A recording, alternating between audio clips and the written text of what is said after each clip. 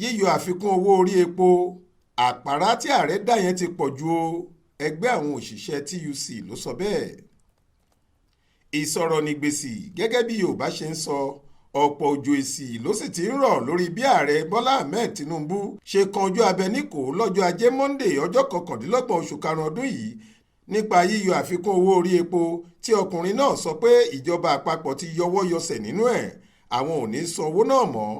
ọ̀kan pàtàkì nínú àjọ ẹgbẹ́ àwọn òṣìṣẹ́ nílẹ̀ wa Trade Union Congress TUC ti sọ pé àpárá tó rinlẹ̀ gidi ni Tinubu dá lórí ọ̀rọ̀ ọ̀hún. wọ́n láfàìmọ̀ ni àpárá ọ̀hún kò ti légbá kan pẹ̀lú, torí ọ̀rọ̀ tí ààrẹ pàṣẹ wàá lé lórí kì í ṣe ìpinnu tí ààrẹ tàbí ìjọba rẹ̀ lè dá ṣe. àìjẹ́ bẹ́ẹ̀ omi ọkà lè domi ìwẹ̀ mọ́ ìjọba lọ́wọ́ lórí ọ̀rọ̀ náà. nínú àtẹ̀jáde kan tí ẹgbẹ́ náà fi léde lẹ́yìn ìpàdé pàjáwìrì wọn kan tí wọ́n ṣe lórí ẹ̀rọ ayélujára lọ́jọ́ ìṣẹ́gun túsídẹ̀ẹ́ 30 oṣù karùn-ún yìí, ìyẹn lọ́jọ́ kejì tí Tinubu sọ̀rọ̀ ọ̀hún, ni wọ́n ti sọ pé àwọn ò faramọ́ ọ̀rọ̀ ààrẹ Tinubu lórí yíyọ kílàńkó ìjọba àpapọ̀ kúrò nínú owó ìrànwọ́ orí epo, àgàgà nírú àsìkò tí orílẹ̀-èdè wa wà yìí. àtẹ̀jáde náà kà lápá kan pé nígbà tá à ń tẹ́tí sí ọ̀rọ̀ àkọ́sọ ààrẹ Tinubu, inú wa kọ́kọ́ dùn pé ó ṣèlérí pé òun máa léwájú gẹ́gẹ́ bí ìránṣẹ́ àwọn aráàlú ni, òun ò sì ní hùwà pàṣẹwàá, àti pé òun yóò máa fikùnlukùn tóun yóò sì máa jíròrò pẹ̀lú wọn nígbà gbogbo, pàápàá lórí àwọn ọ̀rọ̀ tó bá ta kókó. àmọ́ níṣe la kọ hà tí àyà sì fò wá nígbà tó tún kéde pé kò sí àfikún owó orí epo tíjọba àpapọ̀ ń san mọ́.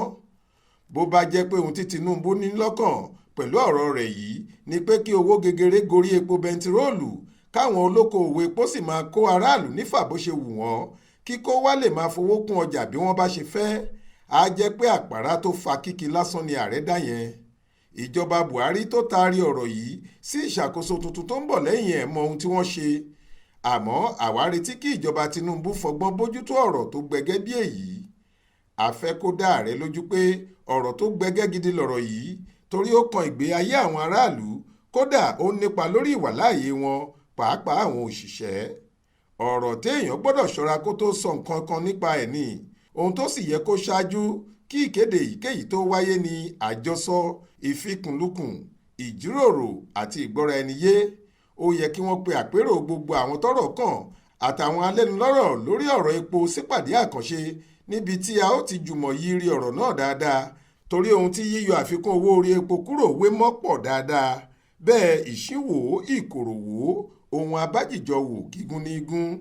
ohun míì tó tún kọ wá lóminú nínú ọ̀rọ̀ ààrẹ tuntun ni bí kò ṣe mẹ́nuba àjọṣe onírúurú ẹgbẹ́ àwọn òṣìṣẹ́ àti ìjọba àpapọ̀ tí kò gúnrégé mọ́. bẹ́ẹ̀ ni wọn kò sọ̀rọ̀ lórí owó oṣù òṣìṣẹ́ tó kéré jùlọ, ìyẹn 20,000 náírà tí kò níye lórí mọ́ rárá. àmọ́ ṣá o, àgbóṣùbà fún bí Tinubu ṣe mẹ́nuba àtúnṣe tí wọ́n gbèrò láti ṣe lórí ìpèsè iná ẹ̀lẹ́ńtíríìkì, a sì nírètí pé wọn yóò ṣe bí wọ́n ti wí. gbayawu ni ilẹ̀kùn àwọn ẹgbẹ́ òṣìṣẹ́ wà ní ṣíṣí sílẹ̀ fún ìjíròrò àti àsọyé pẹ̀lú ìjọba lórí àwọn ọ̀rọ̀ tó ta kókó bíi ti àfikún owó orí epo yìí. a retí pé Tinubu yóò tún èrò rẹ̀ pa lórí ọ̀rọ̀ yìí kí ìnira àti àìfararọ tó gbòde láàrin ìlú má bàa gògò jù báyìí lọ. bẹ́ẹ̀ ni ẹgbẹ́ àwọn òṣìṣẹ́ TUC wí. Faith Adébọlá ló ń jábọ̀ ròyìn fún iléeṣẹ́ tẹlifíṣàn Aláròye online.